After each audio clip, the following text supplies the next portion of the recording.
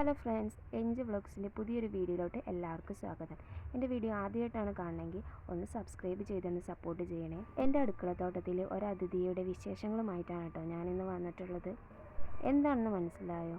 അതെ, 18 മണി പയറിൻ്റെ ഒരു വിളവെടുപ്പാണ് കേട്ടോ ഞാനിന്ന് കാണിക്കുന്നത്. നിങ്ങൾ ശ്രദ്ധിച്ചിട്ടുണ്ടാവുമല്ലോ ഈ ഉണങ്ങി നിൽക്കുന്നത്? അത് ഞാൻ വിത്തിന് വേണ്ടിയിട്ട് വെച്ചിട്ടുള്ളതാണ് കേട്ടോ.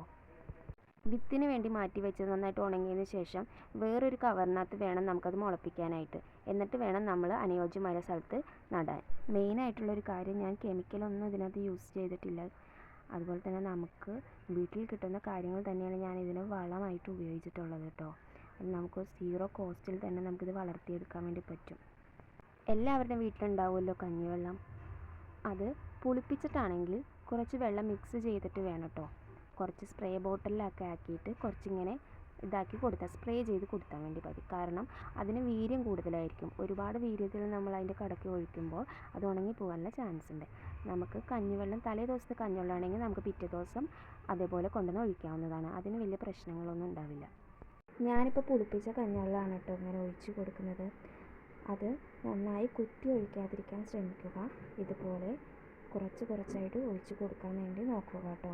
ഇനി സ്പ്രേ ബോട്ടിൽ ഉണ്ടെങ്കിൽ സ്പ്രേ ബോട്ടിലിനകത്ത് സ്പ്രേ ചെയ്ത് ഒഴിക്കുന്നത് നല്ലതായിരിക്കും കേട്ടോ. ഇലകളിൽ ഇനി പുഴുക്കേട് എന്തെങ്കിലും ഉണ്ടെങ്കിൽ ഇതുപോലെ തന്നെ നമുക്ക് ഇലകളിലും സ്പ്രേ ചെയ്ത് കൊടുക്കാവുന്നതാണ് കേട്ടോ. ഉള്ളിയുടെയും വെളുത്തുള്ളിയുടെയും തൊലി ഇതിൻ്റെ കടക്ക് ഇട്ട് കൊടുക്കാവുന്നതാണ് കേട്ടോ.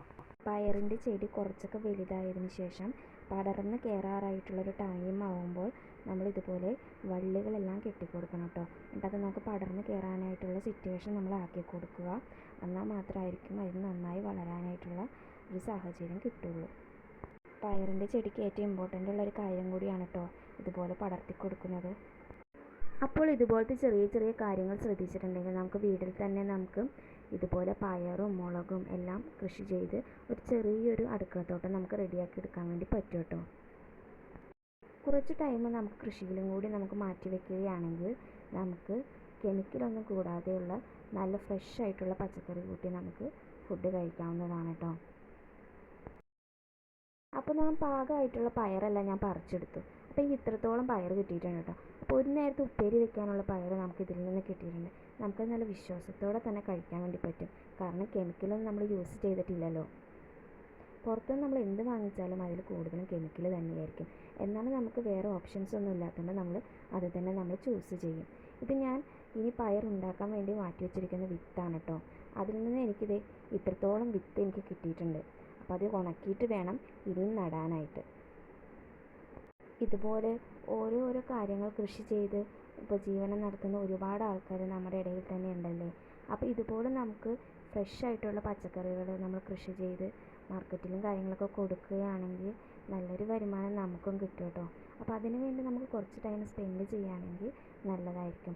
അതുമാത്രമല്ല, നമുക്ക് വീട്ടാവശ്യത്തിന് നമുക്ക് ഉപയോഗിക്കാൻ വേണ്ടി നമുക്ക് പറ്റും. അപ്പോൾ ഇതുപോലത്തെ ചെറിയ കാര്യങ്ങളൊക്കെ നിങ്ങൾ ശ്രദ്ധിച്ച് ഒരു അടുക്കളത്തോട്ടം നിങ്ങൾ റെഡിയാക്കി എടുക്കുക കേട്ടോ.